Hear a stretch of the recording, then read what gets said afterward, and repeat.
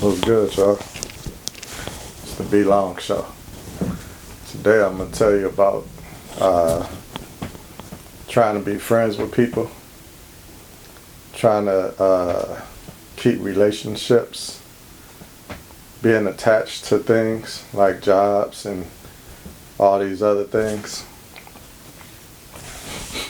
Don't put yourself attached to none of that stuff. You don't need to be attached to nothing. As human beings, only thing we need to be attached to is God. Everything else should just fall into place. You shouldn't have to try to make a relationship with a man or a woman. That should naturally occur. You don't try to make them happy or please them. That should automatically happen. You should automatically be pleased with them. They should automatically be pleased with you. If not, then both of y'all need to be working on something different. It ain't working. It ain't set up that way for y'all. They tell these kids, from kids, they teach you to be messed up. They teach you to run and chase these things. Chase these jobs. Chase sex. Chase partying. Drinking. All the way from childhood, they got the health class in school. In school, in that health class, they want to teach you about sex. Well, that's the only thing they should be teaching you about is sex. And how do you teach about sex? You teach it about teaching about the human body. How many of y'all been to school in the health class, and the first thing they taught you was males keep regenerating sperm, but females are born with all of their eggs. Probably never. And that's what I'm talking about. That's what you should be teaching people about sex. You should teach them about, when you put that in there, if you leak it out, there's a possibility of one of those sperms finding its destination and creating something that you didn't intend to create because you was just looking for a moment of pleasure. And now you created a lifetime of responsibility. And I get that quote from John Walter Fair Jr. Rest in peace. Love that man. But anyway, back to teaching these kids about sex. Now they want to teach about gender. They want to teach and tell people what they think they is. Just because a girl is tough, just because a girl can run with the boys while she's a young girl, don't mean she is homosexual. Don't mean that she should be trying to get a sex change. There's no such thing as a sex change. That's called ripping of anatomy. Destruction of human body parts. That's what sex changes are. And, they just overwhelming us with this nonsense. People putting piercings all over their face, tattoos all over their body. We're shaming ourselves when it comes to the good Lord if we follow in the Holy Bible. The Quran, the Ethiopian Bible, the Torah. Anything we choose to follow, we corrupting ourselves on everything that they put in there by following all of this nonsense that's happening these days. I seen a guy with a piercing through here and through his tongue. None of that stuff don't make no sense. Why is a woman piercing her nipples? Those are used for reproduction and the living and continuation of human life. That's what women's nipples are used for. They give life. They feed the life that was born. They feed the child that's born in order to keep society going. So why would they encourage that? Why are they telling a woman that she's a man? Or that telling a child that when she grow up, she can be a man. That's what I wanted to say. And vice versa. Because a boy has feelings, is nice, is gentle, enjoys other little things, don't make him gay. Doesn't make him a female. Doesn't make him feminine. That's just the things that he enjoys.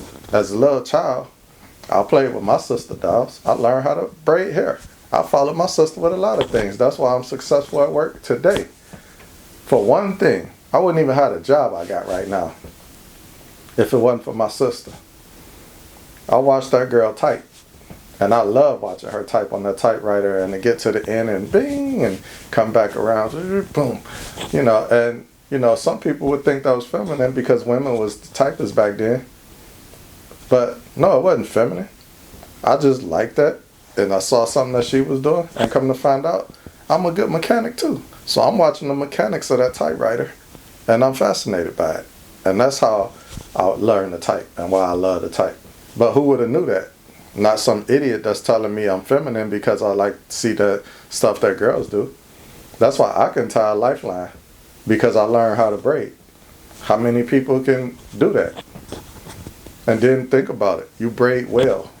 It's not many people that know how to braid well because they didn't let their brain learn those motions because they was fighting that braiding because they thought that was a girl thing. And then being attached to these jobs and stuff, like, don't be attached to no job. If you don't own that company, if you're not a partner of that company, why are you so attached? Just because you're used to it and because you've been there? No, you got to detach. Because somebody run that company and you probably don't even know the person that run the company. Even if you've seen their picture, you don't know them. So that's a business. You got to start looking at working at these companies as a business.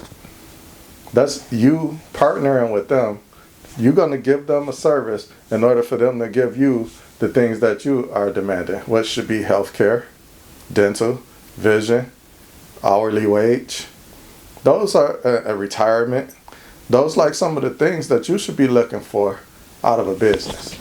Not because you've been there so long or because some people that you like work there. No, it's work. That's why it's called work. W-O-R-K.